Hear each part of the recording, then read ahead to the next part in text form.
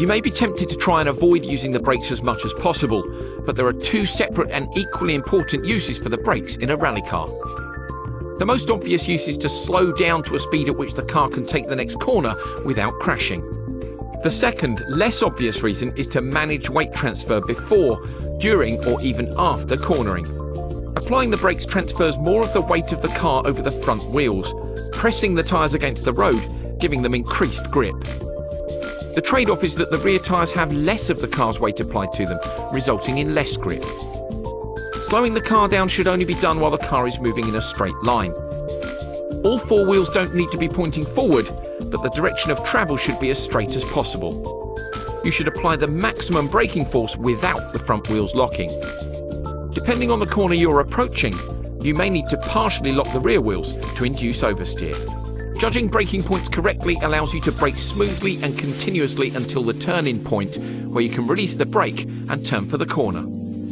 Releasing the brake at the turn-in point means that the weight will have already been transferred to the front wheels when you turn, giving increased traction. You must always take the characteristics of the car and the road into account when braking. As well as the level of grip and characteristics of the road, many other factors can affect weight transfer. This can load or unload each tyre, affecting the amount of grip available and the distance required to slow down. Some examples are as follows. When travelling uphill, the effect of gravity working against the car results in shorter braking distances. The opposite is true when travelling downhill. When braking on a loose surface, reduced grip results in longer braking distances. The level of grip is often variable from corner to corner, so it is usually prudent to leave a margin for error. When braking on clean, dry tarmac, you will have shorter braking distances as there is generally more grip. The car will tend to remain more stable than on loose surfaces. Conditions such as wet weather, mud on the road or ice will result in longer braking distances. The overall weight of the car has a dramatic effect. Heavier cars take much longer to slow down than lighter cars. If the wheels are inadvertently locking during braking, the wheels will slide across the surface rather than slowing the car down. So remember, use the brakes to slow the car down to a speed at which it can take the next corner without crashing, and to manage weight transfer before, during or after cornering. Always be aware of the road conditions and adjust your braking distances accordingly.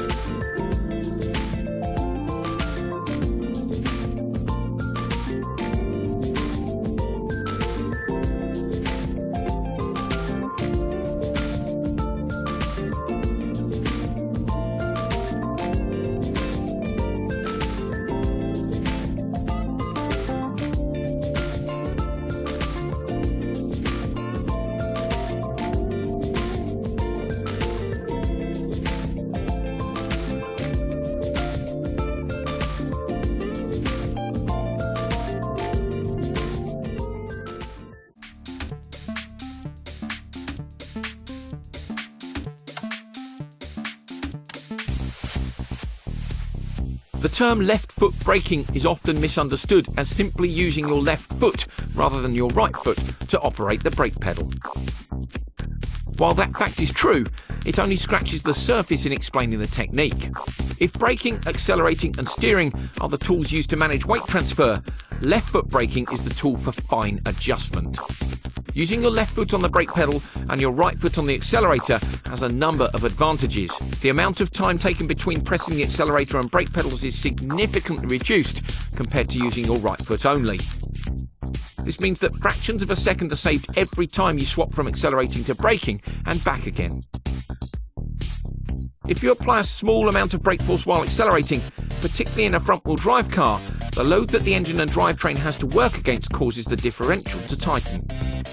This spreads the power across both wheels, making it less likely to spin one of those wheels due to low grip, therefore giving you more driving traction out of corners.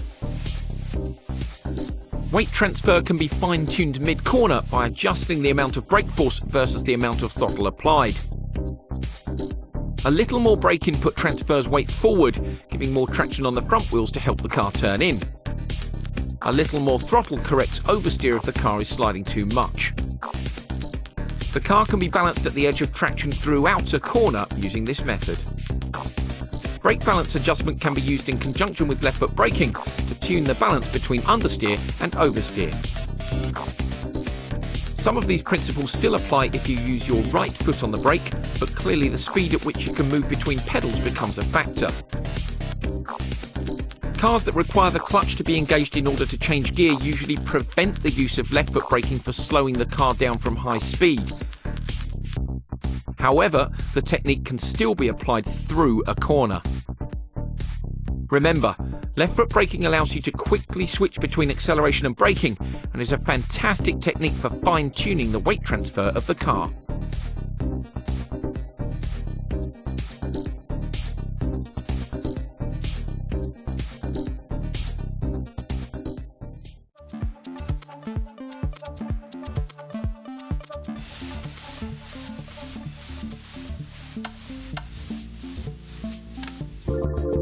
Tyres operate at their optimum with a certain amount of wheel spin.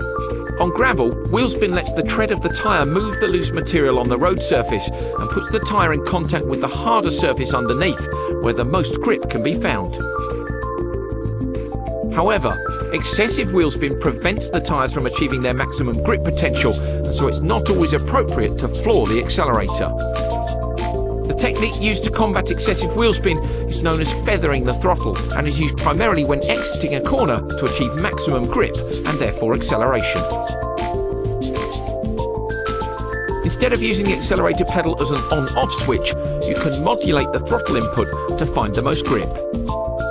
The amount of throttle input required to do this will vary from surface to surface and even from corner to corner, so it is more a case of feeling for the grip than knowing exactly how much throttle to apply.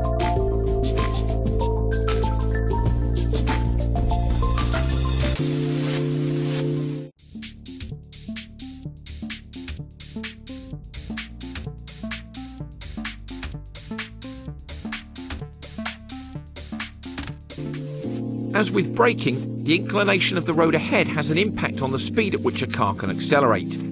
When travelling uphill, the car has to pull its weight against gravity and will accelerate more slowly than on a flat surface.